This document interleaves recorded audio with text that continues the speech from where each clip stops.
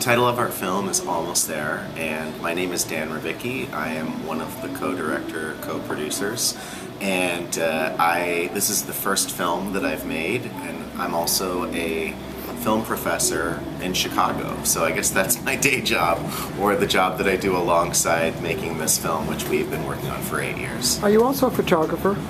I dabble in photography, so yeah, I'm definitely someone who has taken quite a bit of photographs. I'm Aaron Wickenden. I am also co-director on Almost There and a producer. I edited the film, and Dan did the writing on the film, and I did the cinematography for the film. I'm primarily known in terms of the documentary scene as a documentary editor. Edited Finding Vivian Maier, The Interrupters, Trials of Muhammad Ali, Scrappers, a number of other projects. I've been working actively as a documentary filmmaker since 2001. And you're both a part of the cartoon, is that the way you say it? Cartel The cartoon cartel. Cartemquin Films, which is a super respected documentary company that's been making documentaries for almost 50 years now. We're coming up to our 50th year anniversary in 2016, I think.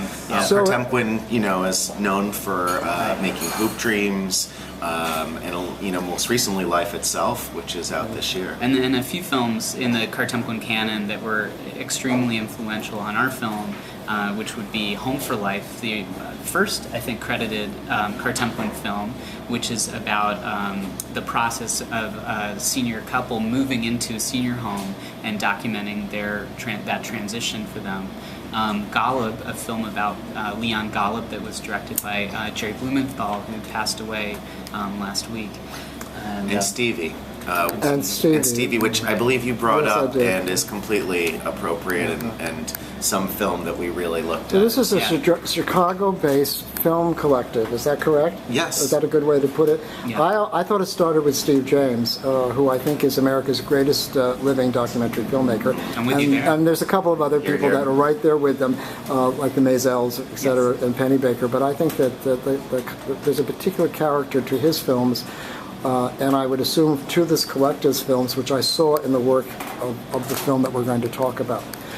Now, is it true that you spent 8 years making this film?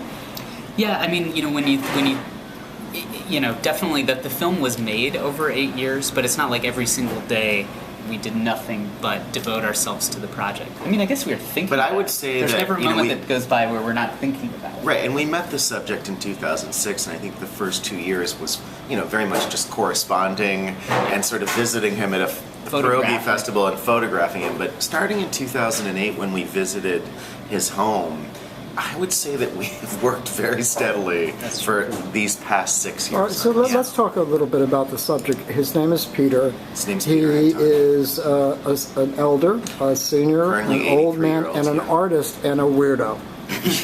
Sure. Eccentric. Sure, just eccentric. Like And in the art world, that is called outsider art. Correct. So how did you find him, and why were you interested in his particular story? Well, I will say how we found him, which is that we went outside of Chicago. There's a festival called Pierogi Fest, where we went to see the world's largest pierogi and to eat a lot of pierogis. I grew up, I'm Ukrainian and Polish, and my grandmother used to make pierogis for the church. And so we went out to see the pierogis and meet Mr. Pierogi, and then we sort of went off of a beaten path, and there at a rickety old table was this rickety old man doing pastel portraits of children. Yeah. And you shoot something like that? It's in the film. Yeah. That was the first time you shot him? No, well, actually, no. So that's a construction that we put together in the editing room to give you the audience that sense of discovery. Well, let's talk a minute about construction in a documentary. Okay, let's do it. Is it a trick?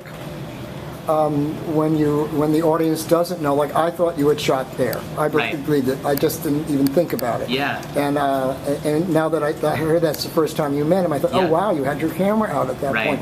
But from a filmmaker point of view, from a documentary point of view, from an ethical point of view, the role of construction, I can think of a number of documentaries which I hated because the construction was not valid. Right. So how did you come to the decision to construct, and why? Well, the film launches, the sort of inciting incident is our meeting with Peter. When we actually met him, we did have our cameras there. We were doing a lot of still photography, so that's a big part of those opening sequences. But we wanted to bring the audience in and allow them that same sort of sense of discovery that we were having, and that was going on, in the years that followed. There were so many layers to Peter that, the discovery process continues still. So, it didn't seem unethical to take footage from, the second year when we were there, when we still didn't really know the end result of what it would be used for. Capture a lot of footage around Pierogi Fest and the event, and then incorporate that with the photos to sort of tell this story of our meeting.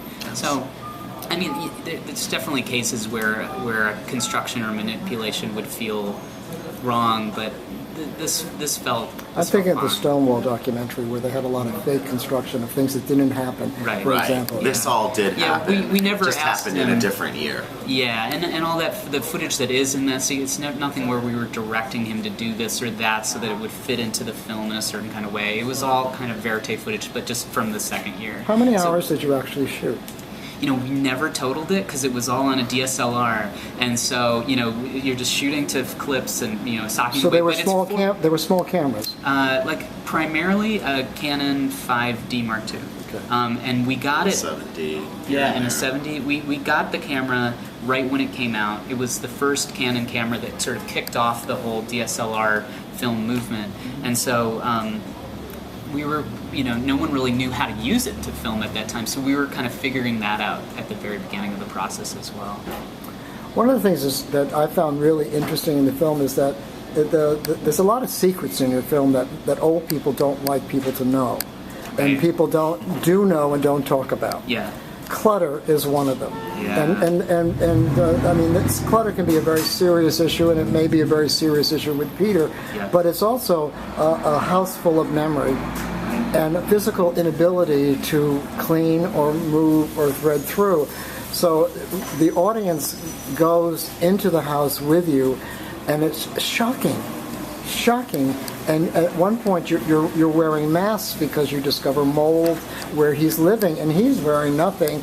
I figure he has elephant genes. Nothing touches him. So do we.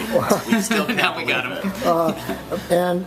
But just how you, on a personal level, as filmmakers, thought, how do I do this? Right. How do I acknowledge that this is really fucked up, right. quote unquote. And yet this is the environment where Peter lives and creates. Right. So to just walk us through that kind of filmmaker.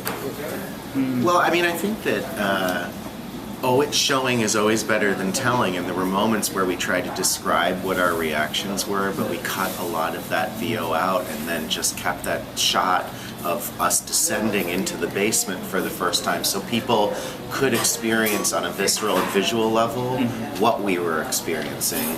I think the job of a documentarian is mostly bear witness to somebody without judging somebody, although you can see that sometimes I crossed the line a couple times, but I don't know if that answers the question, but I think that it was a combination of allowing the audience to experience what we were experiencing, and then trying to keep the humor up, because we never tried to, Peter spoke about our subject, was very lighthearted about the situation, so we didn't want to make it, we didn't want to make it a big deal if he wasn't making it. It was interesting to me. He had absolutely no shame of the condition of the house or how he lived, which is really unusual. Most seniors that I know who have clutter issues won't let you into their apartment. The Department of Services that has to go and protect them, they don't want them to let them in.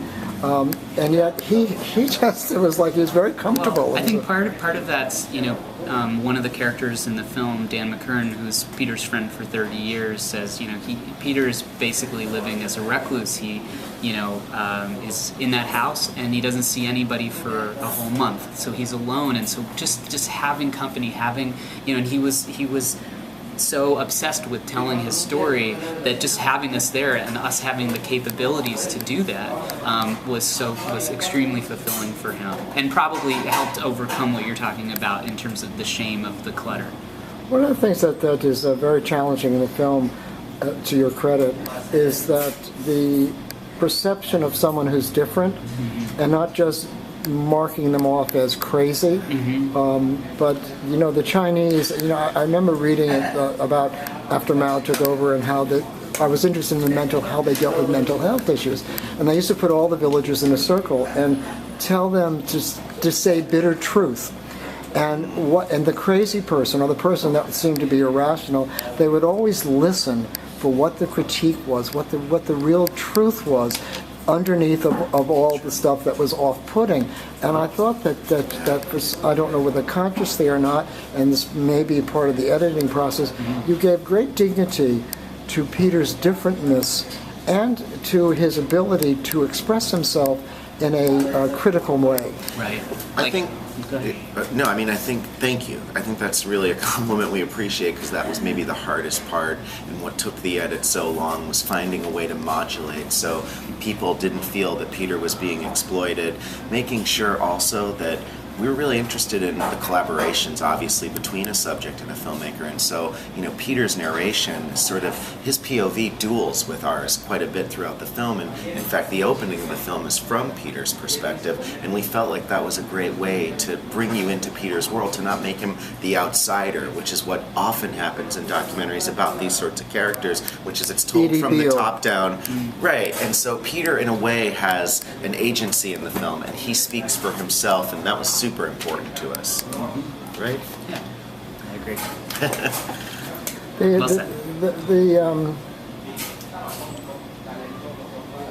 Ever since Michael Moore, the documentaries many times, particularly the younger they are, it seems, is about the documentary filmmaker. And I was impressed with the way you navigated both putting yourself, mainly Ben. I don't remember you at all. You pop up. You says a couple words here and there. You pop up in visual. I mean, Yes. and when he paints you, and you're always present. But Ben is very more present, and yet it wasn't. You didn't dominate the narrative in the way so many of these first-person documentaries do, and the subject becomes less important than how the subjectivity of the documentary filmmaker. How did you negotiate that amongst yourselves and making that choice of putting yourself in the film, and how and when you pulled back from it, making the subject the subject of the film? I think if I'll start, and then I think. So when we started, because Peter spends so much time as a solitary, there was this it was almost impossible to just film him doing something without him wanting to interact. Like, the interaction was so important to him. Like, and you see that throughout the film. You see that when, where it winds up at the end of the film, that ultimately at his core, he loves people and wants to be around people and interact with them. And so, the idea of us just being able to go in and kind of film his daily life and his rituals, there's some of that in the movie, but he was constantly talking to us, and we even tried. We're like, Peter, can you we're just going to film you doing this thing for a little while, and he would start sighing, and he would get kind of bored with that approach. And so Dan is very active and engaging, and so Dan and Peter just started developing this rapport that was very friendly. It was on like an even playing field. It was from respect, and so I think because I was shooting it, I would just capture that kind of interchange on occasion. I think Peter also, we feel like we set out to tell his story, and in some ways we feel that we became supporting characters in his story, and we had to acknowledge that at a certain time in his life, we were the ones that were helping him, and so we don't dominate the story. We literally are supporting characters in Peter's story. Right. But what you did, which I think is quite remarkable, is that because he touched you, it also triggered memories of your own family situation. Sure. Which I think is what usually happens with an audience if they're really watching and the film is successful. It makes them think about things larger than just what they've seen on the screen. But you also include that in the film, and I would like to, Ben in particular, talk a little bit about making the decision to reference what it triggered in you, and we see that visually. It's not so much talked about. We go and visit your family, Just talk a little bit about that. Sure. I mean, I think that as a teacher, I teach documentary at a college in Chicago, and I think, first of all, my students are always wondering, who are the people behind the camera and what motivates them, and who are they to put a camera on people? Why are they making this film? And good questions. It's almost, and so I often think, even just in my own life, the things that we're making or obsessed with in our present are ways of working out something that still haunts us from our past.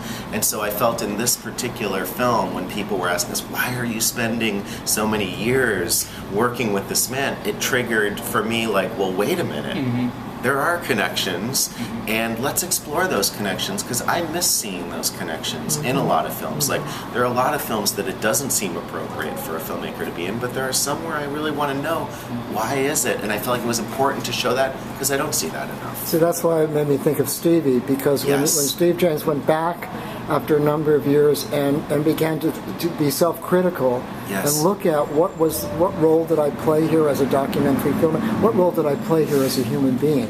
Because that's the same questions that I would assume. And we have to say, Steve James is a big mentor. Aaron has obviously edited The Interrupters with Steve. Steve is a very strong part of Cartemplin, and between him and Gordon Quinn, the ethical conversations we were able to have, particularly with Stevie as our base, was extremely helpful during the post-process in the edit. Especially being filmmakers who are present in your own film, it's and we edited it together, so it's like you can get lost in all that really easily, and this might be where two are better than one too. Yeah, we could at least not just one. We could bounce it off. And we screened it over and over and over again. More than I've done with any other documentary. And we would just pull people in at every phase just to make sure that we weren't getting lost in our storytelling. Yes. That's a question of trust too, because this collective of filmmakers actually respects and trusts each other. Yes, they do. What you're saying makes that very clear. Yeah. One of the things that also I found really interesting, I don't remember a social worker, I don't remember an administrator, I don't remember the Department of Aging, or any of those talking heads, which usually sort of directs how we're supposed to see this subject, are in the film. But there are people in the film, but they're not the traditional talking head types. How did you make that? At what point did you make that decision? Well, from the beginning, because Peter was living in this isolated condition, he had had a really traumatic experience in 2005 where social workers kind of came to his house. They said, "Hey, we're going to fix up your house for you. Why don't we put you in this shelter for a couple days? The house will be great. We'll move you back in." And according to Peter, it was basically a ploy to get him out. Probably rightfully so. At that time, it was probably still really, starting to be terrible. So they moved him into a homeless shelter, and he's like, I have a home, and that's where all my memories are. So he just wanted nothing to do with any social service agency. So he wasn't really actively involved in any. We tried to present him with information, places that would give him shelter, places that might come and fix up the house. And he had just had such bad experiences, he didn't want anything to do with it. Over the film, as the film goes on, you see him start to deal, I think, with systems a little bit more. And I guess additionally, I think that we were interested in the caretakers who aren't professional caretakers. They exist in every family, in every community. There are people who are compelled to take care of seniors and elderly people at risk. And so those people's stories don't necessarily always get told, and they're not supposedly the pros, but they're dealing with these very powerful issues. So. It made me think of The Interrupters. Because, again, they're their own interrupters. In The Interrupters, you have community people that have experienced the trauma or whatever word is proper about what happens in that urban poverty environment of gangs, and try to intervene in a way that the cops and the professionals cannot do. There's three, I think I'm going to remember, maybe the number is wrong, but three people that somehow Peter snares, seduces, and manipulates, including yourselves, into caring about him. When most people would look away or go, "Oh my God, I can't," or whatever. And they're pretty, the friend for 30 years and his wife. And each of the people seems to reach a point where they go, "Wait a minute, Peter." Yeah. And I want to know that moment for the two of you. Wait a minute, Peter. No, I think it's the moment in the film when I say, he calls me and says, "Can you get me a commode for my house?" And I'm like, "Peter, I'm not the guy who can buy you a commode." I mean, it has come to this, like, I can bring you some Pringles, I can get you some stuff, but now you're asking for things that we're not here to give. And he also, the whole experience with what happened during the exhibit, the secret that is revealed, was complicated for us, and we wondered maybe we were too trusting of this person. Yeah, definitely. Yes, there is a secret in the film, and we're not going to talk about it because you need to go see it, because it's placed in a particular moment in the film, which allows you to really look at it in a So I think at that moment, we really did feel like, well, maybe we trusted too much. Maybe we let our guard down too much. And we were so deep into the filming at that point that we brought the camera. We just brought it, and I wasn't really even actively looking through the viewfinder all that often during that. Some of the more intense moments of the film. There's another moment that I found really intriguing. I want you to help me. There was this woman that runs a gallery space called Into It. And she described what outsider art is. Do you remember what she said? Sure. Okay. It's outsider art is people who are creating art outside of the cultural and commercial mainstream. That is sort of the definition of outsider art, is the people that she gives, in a sense, that are compelled to make art and are working outside of the commercial and cultural mainstream. So Peter, how he fits into that is that his compulsion to tell his life story and to make sure he has ownership of the way that his story is told, is one of the reasons that he's making all the art that he makes. It's not that he wants to make this scrapbook and then or painting and then sell it for thousands of dollars. In fact, along the way, we would buy a painting and then just give it back to him ultimately because he wanted it in his house and his collection. In fact, when he had a painting in the show at Into It, he repainted the painting to keep in his home for himself so he could have his art with him. Well, see, that's where the mental health issue comes in. And I thought that giving the respect to a person who's different, who has mental health issues but is functioning, and certainly functioning creatively, is a very important lesson in the film. This started out as a photography project. We showed photographs to people, and people said, "Is he ill?" And we said, well, geez, he's pretty articulate, and why don't we just start videoing him? And we put little clips in our exhibit because we were like, let him speak for himself. You tell us what you think he is, At first I thought, well, maybe he's autistic. But then I thought, no, I don't think he's even a high-functioning autistic, because he actually has a very active emotional life in the film, which is one of the things that distinguishes that kind of template for explaining someone's behavior. The show, there's a very tender moment for me when I don't know who is washing him and spiffing him up to go to the opening, but he is so unaware that there's grime on his feet and that his dirty, sort of stained clothes. I don't know if he wears Depends or not, but I rather doubt it. And Codepends. and we get none of that judgment from the film. I mean, the audience is left to figure out how they feel about this. But someone who cleans them up, first of all. Oh, now? No. Oh, you mean now? No. Who cleaned him up in the film? There was a local doctor, Dr. Jimenez, who's in East Chicago, Indiana. Fantastic guy, never charges them. I mean, he basically runs this office. People can come in, and he kind of does it from the kindness of his heart. He's known Peter for a long time. And Peter once painted a religious painting for him that he kept, So Peter trusts him. He doesn't judge Peter, but it was very sweet for me that they made him ready for his opening. And of course he almost immediately went back to his old ways of living. Yes, he did. But he rose to the moment. Yes, he did. Bow tie and all. I would love to sit here and talk for a couple of hours with the both of you, and I know that you're very busy, and so we're going to bring it to a close. I just would like to give you the opportunity to say to people who listen to this and who hopefully why they should come and see your film and what you learned from your experience with Peter, as human beings and as filmmakers? Wow.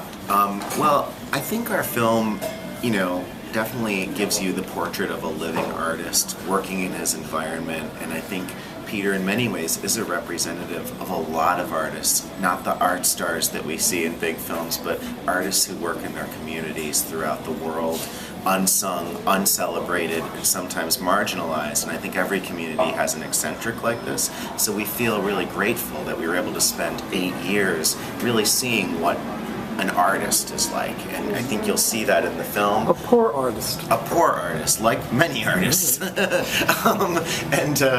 also I think our film really is a meditation on the hows and whys of people, why people help other people, and who gets what from the helping. And as for what we've learned, Peter's thing that he told us right out of the gate, what he hoped for out of the film was that it would be a portrait of perseverance. He kind of identified that for himself as fortitude, right? Fortitude and perseverance, and those, I think he knew that those were his sort of crowning characteristics, and his goal was that people who saw the film would know that no matter what obstacles they had in their lives, that they would be able to overcome them. So he helped by, he was hoping that by sharing the story, people would feel inspired. That the extremes of the pain that he was in, hopefully people would see that and think, whatever struggles I'm having, I can wind up on the other side too, and I can let go of my past. And you know what? It's a funny film. After everything we've said, it's a funny film. Oh yes, it is. Right? Have a good time. Well, either you take it very seriously, which would be awful, right. horrible, or you understand the human humor in the film, which is how people get through life. Which is how we took Peter. That's how Peter gets through life, and we wanted to celebrate that. I also, just two tiny little questions. Sure. You also acknowledge his physical disabilities, and as he aged over the years, that he had physical problems that did not destroy his spirit or his output at all, but that reality was something that both of you had to deal with as filmmakers. Yes. I mean, I think that it would have been hard to make this film without another person, because there were a lot of moments where even in the transportation, someone would have to help Peter into the car while someone else had a camera and held my boom, or I mean, so in that way I think it was really helpful that we were both there. And how did you decide to end the film? Because I'm sure that Peter would have kept you there until the day, forever.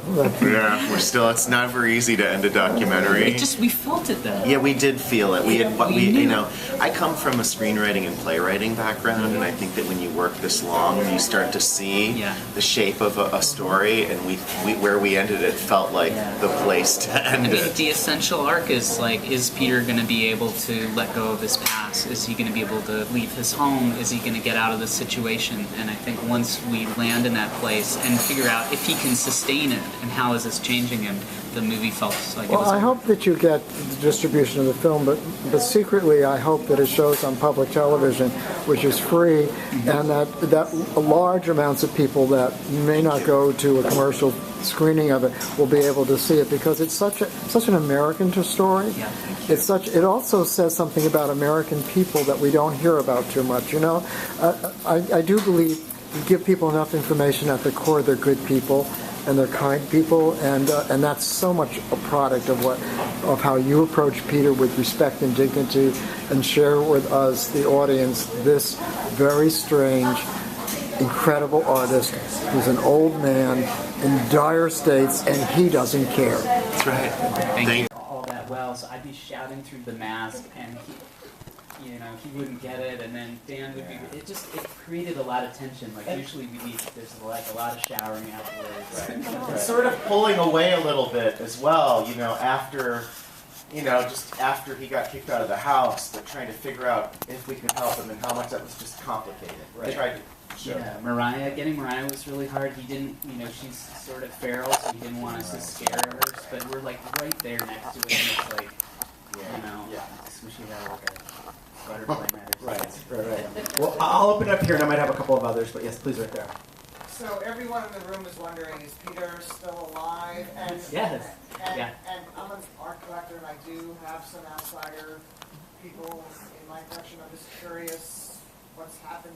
Just, is there a market for his art? Yeah. Do you mean two-parter? Yeah, I'll take the first part, I guess. Peter is totally alive, and in some ways better than ever. Yeah. He's living in a place called the Victory Center. He was the first person we showed the film to, and he was, he laughed and he cried, and he, said, "Don't change a thing." It really, has really sparked his life, and he's doing more artwork. He's probably painting more than ever now. Yeah, he's got a choir at the new place. He's got a choir. Of about 10 to 12 people, depending on the day. Yeah, and he they're teaches art rehearsing class for too. like a big Christmas performance that's coming up. Yeah. And is there a market for his work? Is he selling his work? I mean, there are people that have expressed interest, and he's literally doing a portrait for the producer of the Tree of Life right now. Who, so I think people are curious about it. We'll see what happens. Along the way, we did a workshop with Marielle and Mark, who's an amazing photographer. Yeah. We both have photography backgrounds, and she collects outsider art and was really interested in his work. But nothing's like broken, I don't know if Peter is an art star, And he would have been here, but it's the years have gone on. Of course, it's gotten harder. So what we did is we had like a gigantic cast and crew preview at Pierogi Fest this past summer. Yeah, 8 years to the day. In the restored Movie Palace, 8 years to the day. All the people from the I just want company. to say, as a documentary lover, I have to give you guys credit because you didn't know how the story was going to end. You didn't know what was going to happen to him. And I don't know how that man is alive. I don't know how the art looks so good. We still need it with Peter. Is there a way for the public to be in touch with them somehow, like either through you guys or I got him a computer, and he's online a little bit. So I went over there the other day to his place, and he's like, "I'm on Facebook. I'm on Facebook." And I'm like, "What? You're on Facebook?" And I went in, and he had figured out how to type in Facebook.com. So he was on the website. He's still figuring out. But to answer your question, if you go to our website, almosttthereproject.com, you can contact us through there, and we'll send anything to Peter, and we'll put you in good touch. Yeah, we're at the very top. Thank you very much for the humanity in the film. And mentioning Nick and also Steve James's Stevie kept in the back of my head. I kept thinking of the documentary filmmaker, not so much the subject, about what did you actually learn from this experience about Peter and about mental health and about yourselves. Oh, that's heavy. First of all, I should say that Steve James is been a huge mentor and was probably the person that helped us a lot and looked at the most cuts, and so we're grateful. We thank him, especially Aaron co-edited the Interrupters with Steve. And I was in the middle of Interrupters when we had our show, and when all of that happened and he gave me like a week off work because it was so intense, and he's just been there at every step. I mean, I think supportive, just like Cartemplin in Chicago. With Peter, I think that I really believe that people who kind of can't leave childhood are people who are traumatized in childhood. I mean, I know that's one sort of simple thing to say, and I don't know as if we'll ever know everything about Peter, but I think it was just severe childhood trauma in part that has sort of made him keep holding on to it in a way that became grotesque. I mean, for myself, what have I learned?